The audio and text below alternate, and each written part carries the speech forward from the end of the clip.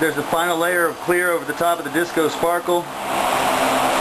We're going to continue to work this all together, relieving all the stresses between all the different layers of glass and all the different colors and metals and everything, all the impurities. And we're just going to melt it all together until it's one big stress-free glob of molten glass.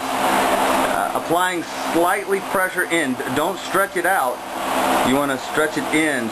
You want to kind of fatten up the middle, because remember, we're going to be going to a round shape. That's an 1¼ inch mold on the left, an inch mold on the right. We're going to be using one of those two molds. So probably, I don't know, it will probably be some space in between an inch and an 1¼ inch. Right now we're just going to continue to work this all together. And then once it's all worked together, we're going to start twisting it. We're getting closer and closer, more and more stress being relieved as everything melts together. Relaxing the tensions between the glass. Pretty soon we'll start our twist. You can already see our twist starting itself. Subconsciously knowing, alright, I'm going to have to go that way eventually, I might as well get started now. But don't over twist it. You want to keep the ribbons as thick as possible.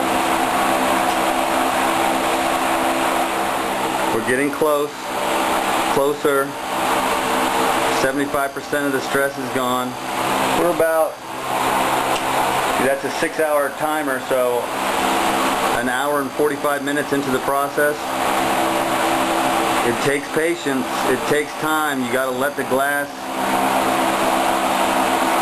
slowly relieve the stress. Don't force it. Just continue to work it in the glass, relaxing the stresses, giving it a slight inward push so we start building up the marble round spherical shape, thinking ahead in the process, knowing where you're going and exactly how to get there.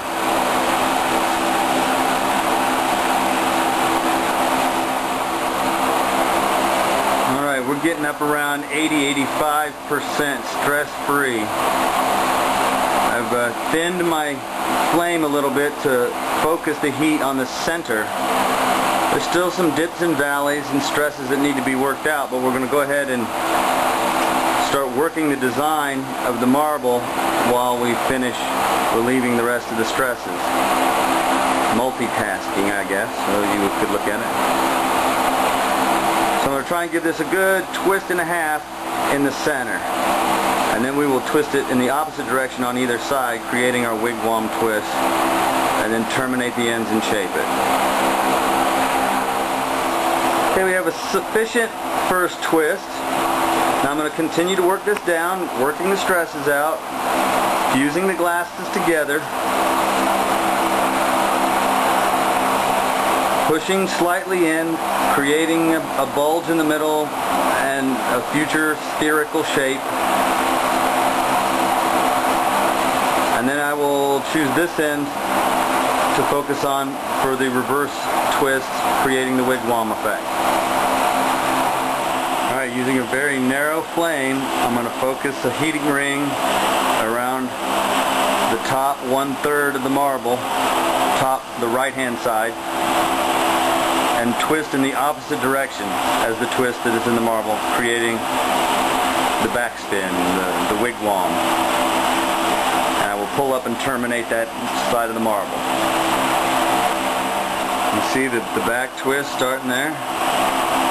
You got to periodically make sure you keep the back side warm here so you don't get too big of a differential temperature. You don't want it to crack. There's still stresses in there we're working out.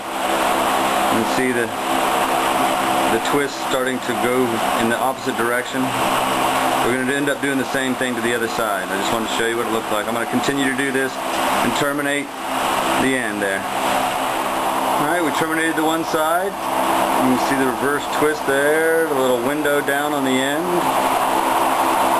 Nice little disco sparkle twirl there. I'm going to go ahead and work all this in and start shaping it. Relieving, we want to start getting into the 90% to where above 90% of the stress is relieved. We have freed one side of the marble. It's starting to take shape. So we're going to use the marble molds. I'll show you how to do that because a lot of people ask me, how do you use the marble molds? I'll show you. We're going to get this all molten together though and relieve a lot of the remaining stress.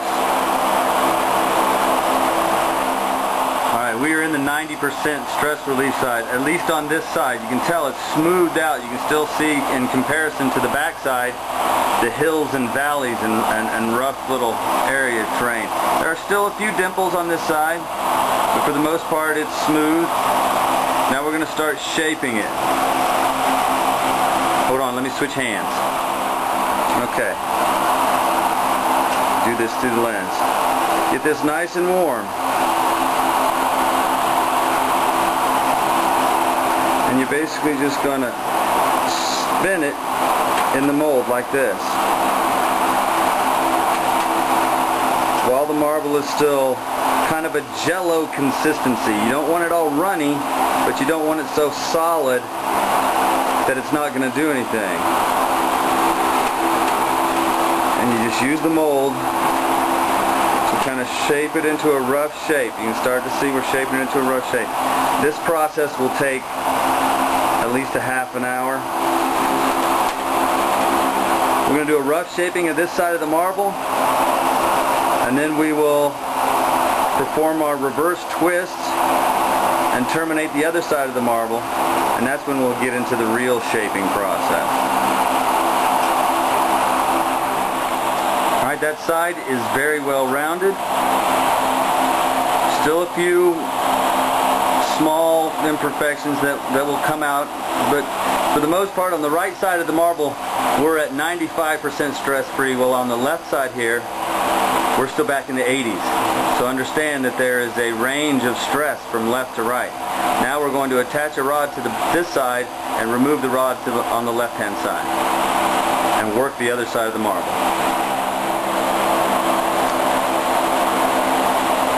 That's what it looks like after you've done the second reverse twist and terminated the back side. Now we're going to melt this all together, match it up to where the whole marble is 95% stress free, and then we're going to shape it. Then we'll stick it in the kiln and release the rest of the shape. We are at, what was that? 329, 2.5 hours into the marble making process right now. So taking a little longer than I thought, but that's okay. I'm being extra careful. Can you see the air bubble in the middle there? Highly pressurized, trapped air.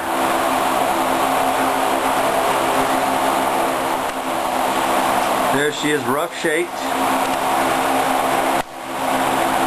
You can look down through the windows right at the air bubble trapped in the middle there.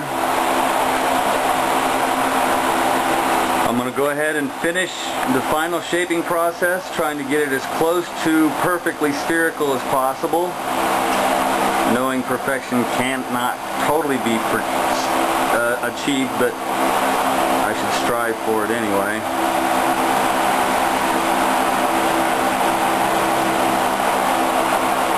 And we'll stick it in the kiln. I'll show you what it looks like when it comes out. Well, I'll show you sticking it in the kiln so you can see how the rest of the stress is being relieved.